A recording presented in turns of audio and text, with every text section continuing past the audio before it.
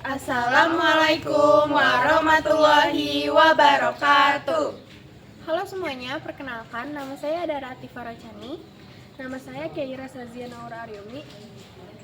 Nama saya Valdo Alif Ramadan.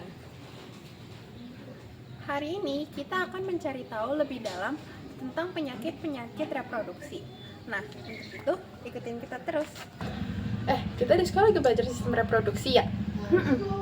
Kira-kira dia ada penyakitnya nggak sih? Gue juga nggak tahu sih. Kan biasanya dengar-dengar banyak orang yang kena gitu kan? Iya. Nah, berhubung kita dapat tugas ini, kita tuh kira-kira tanya siapa ya? Yang paling gampang sih bidan nggak sih? Mau? Di sini ada bidan. Ada sih di depan. Ya udah, ayo. Ayo gas gak sih? Gas. Mana kayak bidan yang maksud? Ini nih. Oh, bidan ini. Yaudah ya langsung aja. Ayo.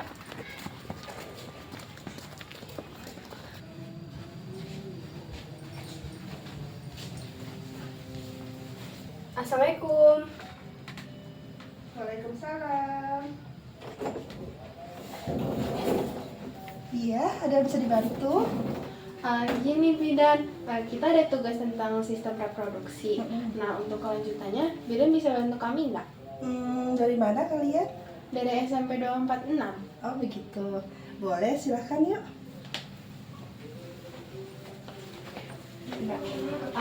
Perkenalkan, kami dari SMP 246.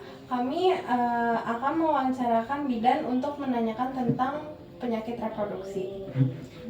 Perkenalkan, nama saya Keira. Oh iya. Nama saya Adara. Saya Valdo. Oh iya. Silahkan duduk.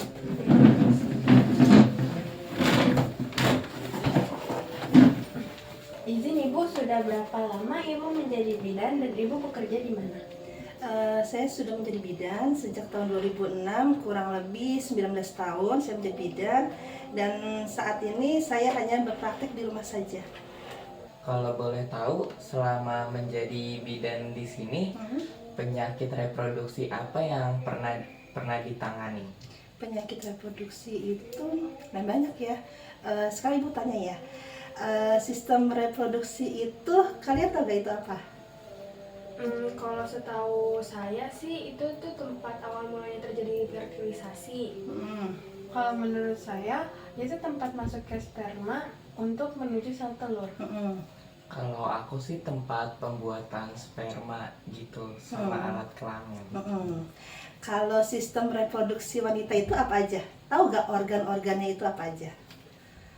Saya cuma tahu beberapa, contohnya seperti vagina dan serviks. Serviks. Vagina, serviks aja ya. Iya. Kalau untuk sistem reproduksi pria?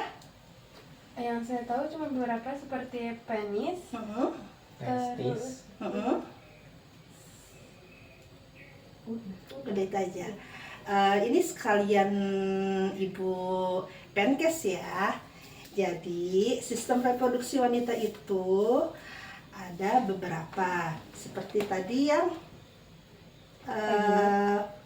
Kira sebutin ya. Ini vagina. Vagina itu apa sih? Vagina itu adalah tempat masuknya sperma menuju rahim. Terus apa tadi? serviks. Serviks. Serviks itu adalah mulut rahim, saluran antara vagina sampai ke rahim, ya. Ini yang banyak terjadi nih pada remaja nih, ya. Jaga organ reproduksi kalian masing-masing, ya. Di bawah vagina ini ada namanya selaput darah. Itu benar-benar harus dijaga oleh perempuan, ya. Yang cowok juga nih harus hati-hati, oke? Terus apalagi tadi? Enggak, cuma dua Aja. Ini rahim, ini sel telur. Sel telur itu untuk menghasilkan telur, ya, untuk dibuahi. Lalu laki-laki, ya. Yang namanya tadi apa nih? Testis. Testis. Testis itu apa? Tempat pembuatan sperma. Iya. Itu ada sebelah? Kurang tahu. Karena nggak digambarin ya. Testis itu ada di kanan kiri. Dia tempat menghasilkan sperma, ya. Terus apa lagi tadi? Penis. Penis itu yang buat pipis, ya, gitu. Udah tahu seperti apa modelnya? Kalian udah pada pubertas kan? Sudah. Nah, harus tahu ini, harus menjaga reproduksi masing-masing, oke? Nah, terus biasanya yang sering terjadi sini masalah sistem reproduksi itu penyakitnya ya.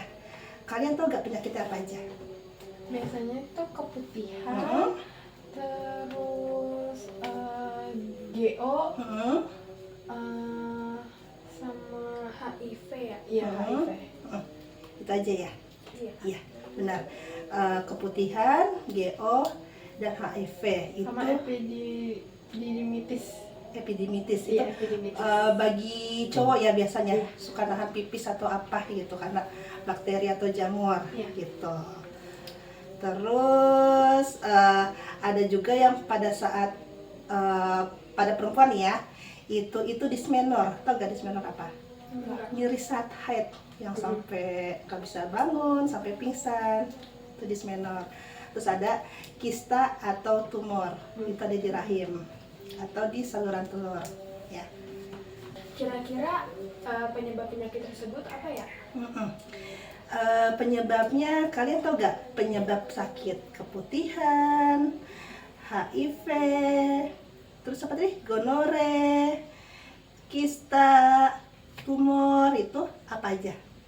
Kalau yang aku tahu untuk HIV itu karena pergaulan bebas. Pergaulan bebas itu seperti apa? Seperti melakukan hubungan seks tanpa nikah. Kalau keputihan biasanya kurang menjaga kebersihan. Udah? Nah, jadi memang seperti itu. Keputihan itu dan HIV itu dari virus dia. Virus karena berhubungan di luar nikah. Jadi tidak boleh seperti itu ya. Terus keputihan itu karena dia pola untuk kebersihan, menjaga kebersihan organ intimnya kurang gitu. Terus bisa juga karena bakteri, jamur seperti itu. Terus untuk kista atau tumor itu dari pola hidup. Seperti anak-anak zaman sekarang kan suka makan seblak. Nah, mecin-mecin, pengawet, seperti itu. Bagaimana penanganan atau pengobatan untuk penyakit sistem reproduksi tersebut? Untuk penanganannya biasanya ya, bidan itu hanya menangani kasus-kasus yang istilahnya yang tidak terlalu parah gitu. Seperti keputihan yang tidak terlalu parah gitu ya. Keputihan parah itu seperti apa sih gitu kan? Keputihan yang parah itu berbau, berwarna hijau, kadang kemerahan. Itu biasanya kita curiga ada sesuatu yang lebih parah, jadi kita mengirim atau merujuk ke dokter kandungan atau dokter obstetri ginekologi. Seperti itu. Seperti kista dan tumor juga sama seperti itu. Pada pria juga sama, yang gonore itu bisa pria dan wanita. Gitu. Juga sama kita kirim ke dokter obstetri ginekologi seperti itu. Terus kalau kita mau ngejaga sistem reproduksi buat tetap sehat itu diapain aja penanganannya? Untuk mencegahnya, kalian itu pasti sudah belajar tentang organ reproduksi kan? Kalau kalian bagaimana cara menanganinya supaya sistem reproduksi itu tetap sehat? Biasanya kalau ilmu yang aku dapat untuk keputihan, setiap habis buang air kecil itu dielap pakai handuk kecil supaya dia tidak lembab. Sama jangan kayak mengonsumsi narkoba atau ngerokok gitu. Kalau yang aku tahu celana dalamnya sehari diganti beberapa kali. Nah, seperti itu ya. Jadi sistem reproduksi pria maupun wanita harus dijaga kebersihannya. Terutama yang paling sering adalah wanita nih, soal keputihan. Walaupun belum nikah, masih gadis, banyak juga yang pada mengalami keputihan. Di toilet umum, HIV bisa terjadi. Gitu. Jadi sebisa mungkin cebok dari air mengalir, jangan dari ember. Ya, Air mengalir, kucur, jangan diambil kan, kita nggak tahu ember itu ada orang bekas percikan-percikannya gitu. Jadi air mengalir, benar seperti yang dikatakan Adara. Nah, Adara habis pipis, cebok, dikeringkan menggunakan handuk gitu ya. Karena harus tetap dijaga kekeringannya. Karena kalau lembab, di situ jamur atau bakteri juga menempel. Terus kalau cebok itu dari arah depan ke belakang. Air ya, dari arah depan ke belakang. Ya, kenapa? Karena depan itu tidak ada apa-apa, belakang ada anus gitu. Jadi bakteri biar tidak masuk ke depan gitu. Terus selain itu untuk mencegah keputihan itu tadi seperti yang dibilang Valdo harus sering ganti celana dalam. Itu biar tidak lembab. Karena kalau lembab juga jamur semuanya pada masuk gitu. Jadi sehari 2-3 kali ganti. Jadi kalau bisa kemana-mana bawa celana dalam, kalau nggak anduk kecil gitu ya. Terus selain itu untuk keputihan itu kayak itu aja. Terus untuk keputihan bisa juga kena stres gitu. Stres itu apa nih karena anak sekolah nih? Tugas masalah hidup. Waduh ya SMP udah masalah hidup. Stres bisa. Jadi kalau tidur itu nggak boleh lebih dari jam 10 malam.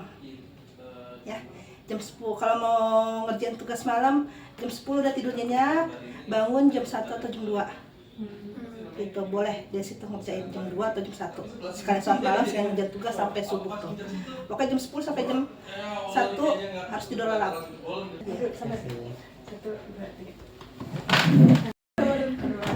Terima kasih ya Bida Ya, atas hati-hati ya. waktunya.